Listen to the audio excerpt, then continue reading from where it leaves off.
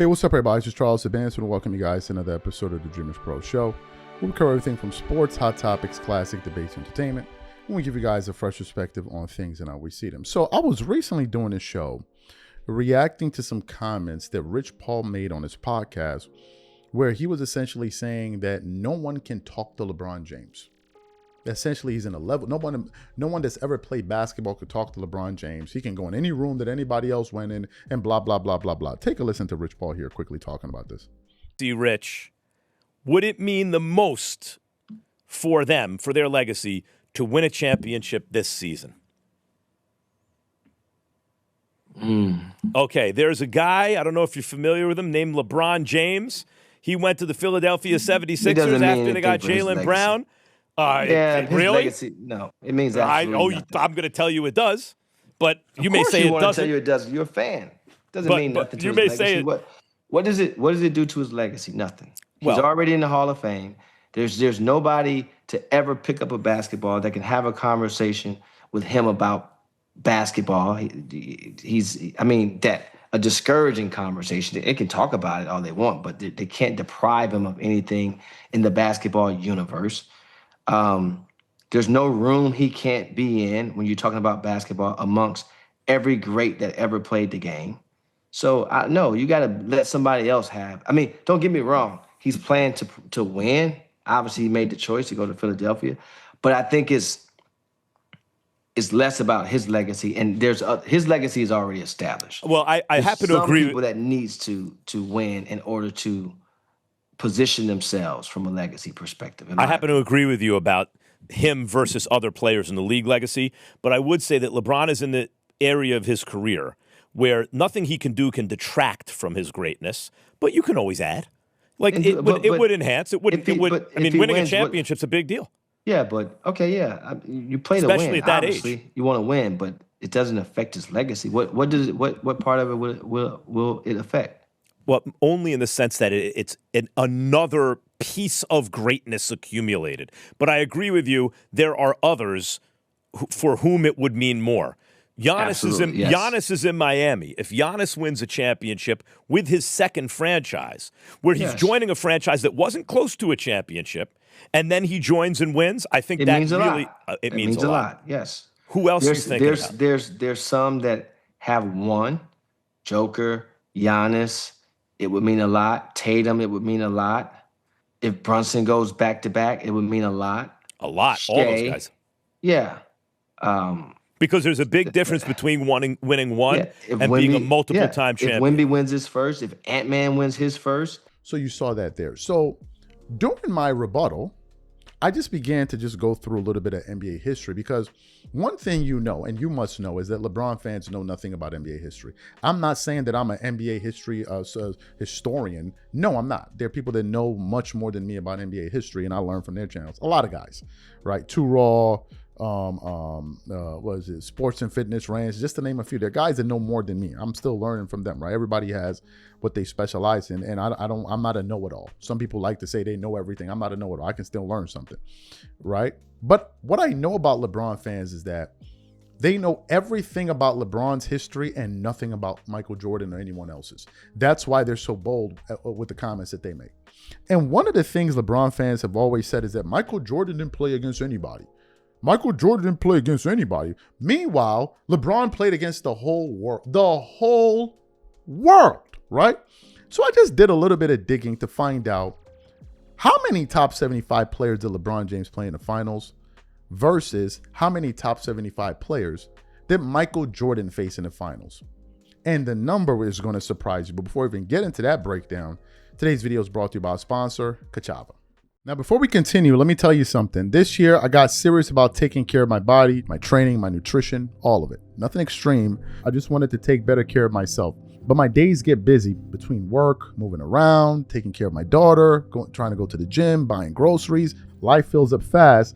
And when it does, nutrition is the first thing to fall apart. I would skip meals, grab whatever was easy, and feel it by the afternoon. Then I started using Kachava's new travel pack. Just one packet gives you complete nutrition ready for life to go on. Plant-based protein, fiber, greens, vitamins, probiotics, omegas, electrolytes, and more. No artificial flavors, no sweeteners, no soy, no gluten, no preservatives, and no animal products. All the nutrition my body craves in one delicious shake, packed to go.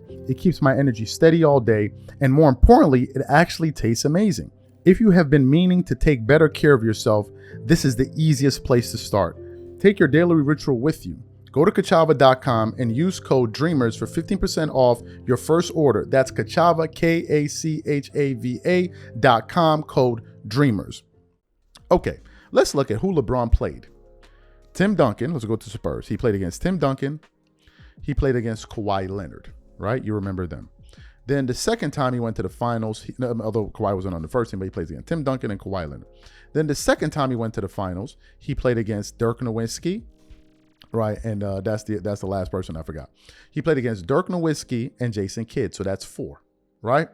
Then he went to the finals again and he played against KD, Stephen Curry. Then he went against KD, Russell Westbrook, James Harden, and then finally he played against Stephen Curry. So LeBron in his entire NBA career, and the 10 times he went to the finals, he's played against 8 top 75 players. 8 of them.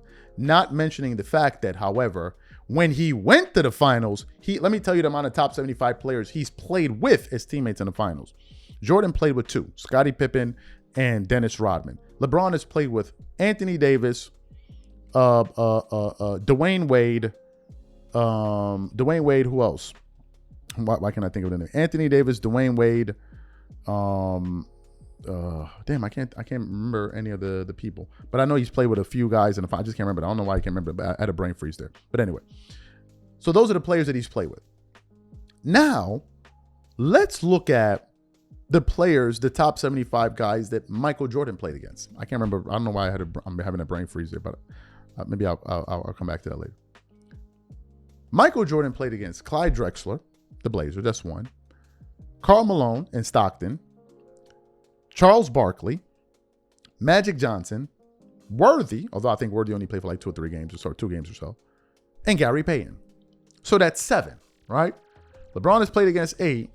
Jordan has played against 7. Now here's the kicker. And this is why I said in the title, devastating evidence comes out showing Michael Jordan faced more talent in the NBA Finals than LeBron James. You would be looking at this number and saying, no, that's wrong. Because LeBron played against 8 guys, whereas Jordan played against 7. But here's the kicker. What NBA Finals did Michael Jordan play in where he didn't face at least one top 75 guy? What finals was that? There were no finals. In every finals that Michael Jordan played in, he played against at least one top 75 caliber player. LeBron played in the finals where he played against the Miami Heat. There were no top 75 players on that roster. The leading scorer for that team was Goran Dragic. Bam Adebayo got hurt, and Jimmy Butler was banged up all throughout that playoffs run, that finals run. So wait a minute. You guys are always telling me that LeBron faced more competition in the finals. There was a finals that he played where he didn't even play against one top 75 guy. But he played more competition than Michael Jordan. How do you reconcile that? How do y'all explain that? This information was always there. It just took a little bit of research. Most people, or people that know basketball history, know this, but you don't sit down and think about this stuff every single day. But this is the proof that Michael Jordan actually played more talent. That LeBron's 4th ring, he was an overwhelming favorite. Overwhelming. And didn't have one top 75 player to play against. But that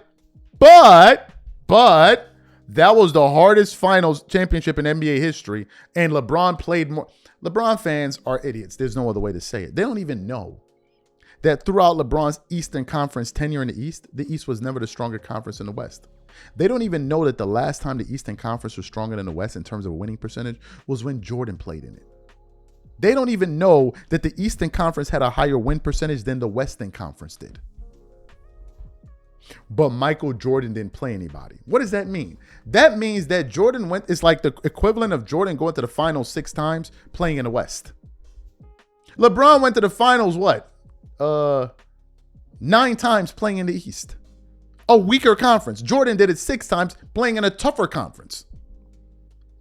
So this is the proof.